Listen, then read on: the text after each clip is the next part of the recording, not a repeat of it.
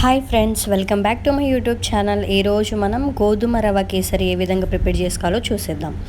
ఓకేనా. First of all మనం pan పెట్టేసుకోవాలి. స్టవ్ మీద ప్యాన్ పెట్టుకొని ప్యాన్ వేడైన తర్వాత అందులోకి మనం ఆయిల్ యాడ్ చేసుకోవాలి. ఓకేనా. మీరు తీసుకుంటున్న రవ్వ క్వాంటిటీని బట్టి మీరు ఆయిల్ యాడ్ చేసుకోండి. నేను కొంచెమే తీసుకుంటున్నాను రవ్వ కాబట్టి నేను కొంచెమే ఆయిల్ తీసుకున్నాను. అండ్ తర్వాత మనం తీసుకున్న ఆయిల్ వేడైన తర్వాత మనకి ఏదైతే ఉందో గోధుమ రవ్వ అది మనం యాడ్ చేసుకోవాలన్నమాట. అది యాడ్ చేసుకున్న తర్వాత బాగా మిక్స్ చేసుకోవాలి.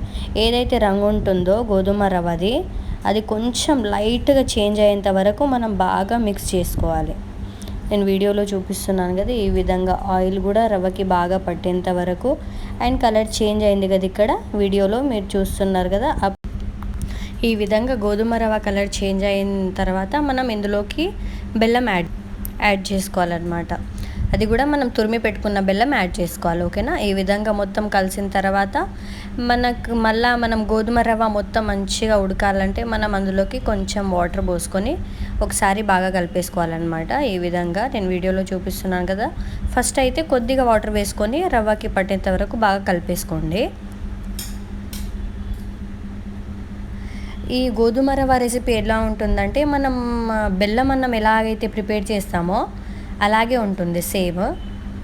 మనకి బెల్లం అన్నం ఏ విధంగా అయితే ఉడకడానికి టైం పడుతుందో దీన్ని కూడా అలానే పడుతుంది. కానీ బెల్లం అన్నం అంత టైం తీసుకోదు, కొంచెం తక్కువ తీసుకుంటుంది అనమాట. ఈ విధంగా ఒకసారి కలిపేసిన తర్వాత వాటర్ పోసేసుకొని మళ్ళీసారి మనకి ఎంతైతే క్వాంటిటీలో ఉడుకుతుంది అని అనుకుంటామో అంత వాటర్ పోసేసుకోవాలన్నమాట.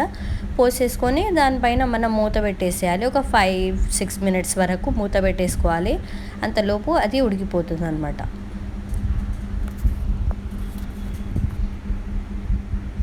ఈ విధంగా మొత్తం 6-7 మినిట్స్ అయిన తర్వాత మనం మూత తీసి చూస్తే ఈ విధంగా ఉంటుంది రవ్వ. ఒకసారి బాగా కలిపేసుకొని ఇందులోకి ఏంటంటే మనకి ఫ్లేవర్ కోసం నెయ్యిని యాడ్ చేస్తున్నాను నేను. నాకు నెయ్యి అంటే చాలా ఇష్టం.